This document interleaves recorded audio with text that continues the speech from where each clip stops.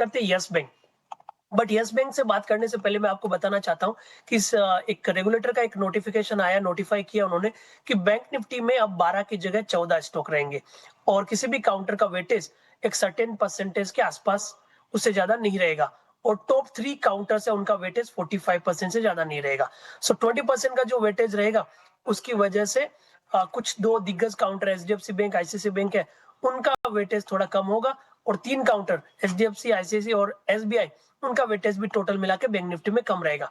तो बिल्कुल अच्छा निर्णय है, बट उसके चलते 2 और काउंटर ऐड होंगे, उनके चलते कुछ काउंटर में मोमेंटम है। और जिस हिसाब से डेटा सेटअप और इनका जो प्राइस बिहेवियर बता रहा है, तो यस बैंक, इंडियन बैंक और यूनियन बैंक इस दौड़ में हो सकते हैं, जो बैंक निफ्टी के 12 के बाद में जो 2 और काउंटर ऐड होंगे उनमें शामिल हो सकते हैं। तो वो एक पॉजिटिव सेंटीमेंट इस काउंटर के लिए शायद बन सकता है।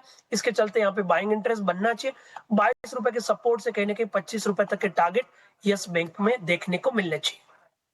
एब्सोल्युटली। तो चलिए, ये राय फिलहाल हमें मिलती हुई ताज़ा खरीदारी वाले काउंटर्स पर united spirits, yes bank, Suzlon, Oberoi realty जैसे चार्ट्स हैं जहां पर अच्छे खासे मूव्स यहां पर बिल्टअप होते हुए लॉन्ग्स बिल्टअप के कैंडिडेट्स हैं ये।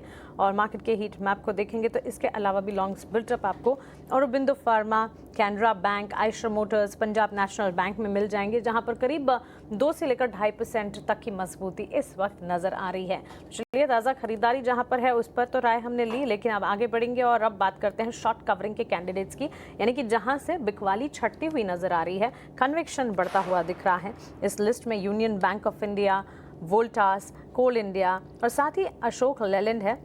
वोल्टास वापस से लाल निशान की तरफ बदलता हुआ, लेकिन यूनियन बैंक में करीब 6-6.5% की गेंस हैं। चंदन, कोल इंडिया और साथ ही अशोक लेलैंड के चार्ट्स भी करीब 1.5 से 2% की तेजी दिखा रहे हैं।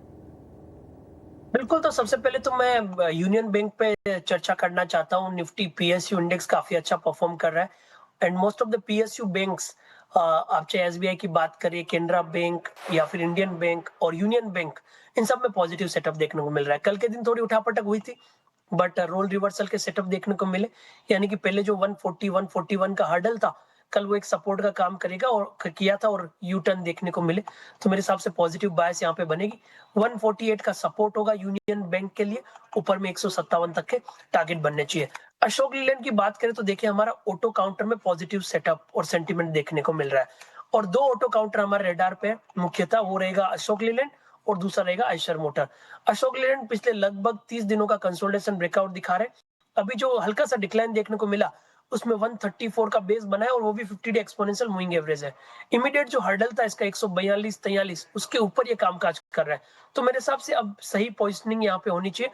140 के सपोर्ट से कहीं ना कहीं 149 तक के टारगेट अशोक लीलैंड बना सकते हैं। वहीं ऑटो में जो दूसरा ध्यान हमारा रहेगा वो आयशर मोटर पर रहेगा, जहां पे लगभग पिछले 35 दिनों का कंसोलिडेशन ब्रेकआउट हुआ है। मल्टीपल सपोर्ट 6800 के आसपास थे, हायर बेस बनने चाहिए। यहाँ पे इनफेक्ट हम खरीदारी की सलाह भी दे रहे हैं। 6900 के सपोर्ट से 7500 के तक के टारगेट आयशर मोटर में बनने चाहिए। तो आपकी जो लिस्ट है उसमें अशोक लीलैंड पे फोकस रहेगा और पीएसयू बैंक में यूनियन बैंक पे भी खरीदारी की सलाह यहाँ पे बननी चाहिए।